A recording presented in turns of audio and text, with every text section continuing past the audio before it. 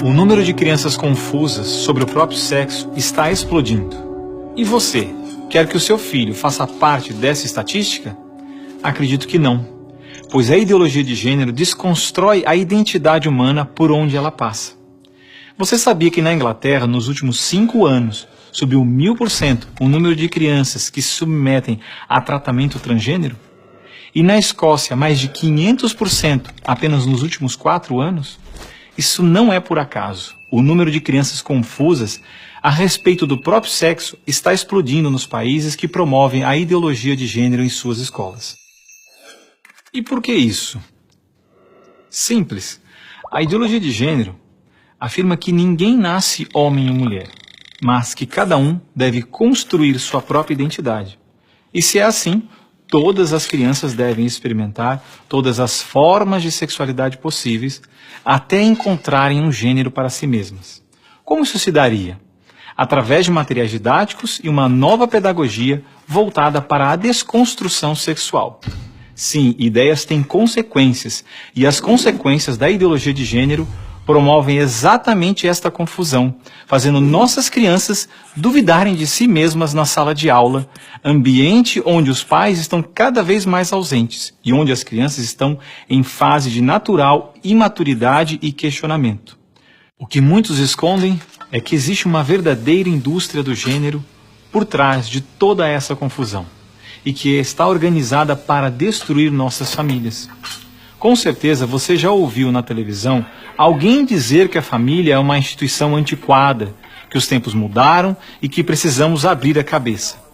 É porque não estão conseguindo mudar a cabeça da população que a estratégia de promover a ideologia de gênero nas escolas se tornou tão urgente para eles. Foi por isso que em 2014, quando o Congresso votou a proposta de Plano Nacional de Educação, deputados e senadores retiraram todas as referências à ideologia de gênero do seu texto, respeitando assim a vontade expressa do povo brasileiro que rejeita essa ideologia. Em 2015, quando chegou a hora de se votar os planos estaduais e municipais de educação, o MEC, atropelando a decisão do Congresso, tentou impor silenciosamente o gênero aos estados e municípios. Depois que o gênero já havia sido rejeitado pelo Congresso, por meio da segunda Conferência Nacional de Educação, o CONAE 2014, o MEC produziu um documento que depois seria transmitido a todos os estados e municípios, definindo a questão do gênero como diretriz educativa, e ainda por cima, como se tivesse sido aprovado pelos deputados e senadores. A trapaça se encontra em inúmeras páginas do documento. Vamos dar apenas alguns exemplos. Na página 25, o MEC afirmava que a União, os estados e os municípios deveriam promover a diversidade de gênero. Veja, não estão falando em respeitar a diversidade de gênero, mas sim em promovê-la. Na página 36, você vai ler que os estados e municípios deveriam disseminar materiais pedagógicos que promovam a igualdade de gênero, orientação sexual e identidade de gênero. Na página 41, que estados e municípios deveriam desenvolver, garantir e executar anualmente nos sistemas de ensino fóruns de gênero. Na página 92, que estados e municípios deveriam ampliar os programas de formação dos professores sobre gênero, diversidade e orientação sexual. Mas vejam, assim como eu, milhares de pais e professores lutaram democraticamente contra o documento em nossas câmaras municipais.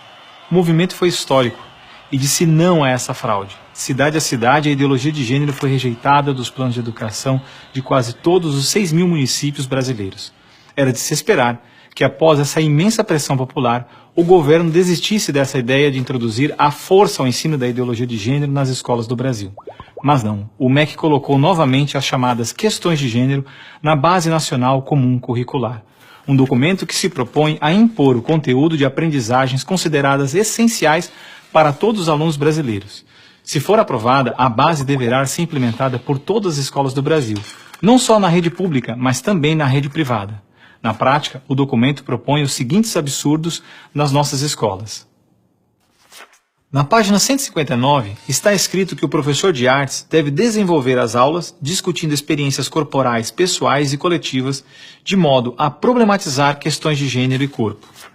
Na página 165, se volta a dizer que o professor de artes deve refletir sobre as experiências pessoais e coletivas desenvolvidas em aula ou vivenciadas em outros contextos, de modo a problematizar questões de gênero, corpo e sexualidade. Na página 305, se estabelece que na área de ciências humanas, a diversidade de gênero deve ganhar especial destaque. E não para por aí. Na página 351, se estabelece que o professor de História coloca em destaque as temáticas voltadas para as questões de gênero. Na página 378, se estabelece que o professor de História trabalha em aulas questões de gênero, anarquismo e protagonismo feminino, mostrando as transformações ocorridas no debate sobre as questões de gênero no Brasil durante o século XX. Vocês estão vendo? A ideologia de gênero está presente no documento, é explícito, e o governo brasileiro demonstra com isso ignorar a vontade popular. Se a base for aprovada, terá valor de lei e será obrigatória. A ideologia de gênero será imposta de forma autoritária como a única moral permitida, quer os pais queiram ou não. Mas o que diz a nossa Constituição? Diz que a educação é dever do Estado e da família, e que o Estado deve criar todos os meios legais necessários que garantam à família a possibilidade de se defender contra qualquer programa, prática ou propaganda que contrarie o respeito aos valores da família.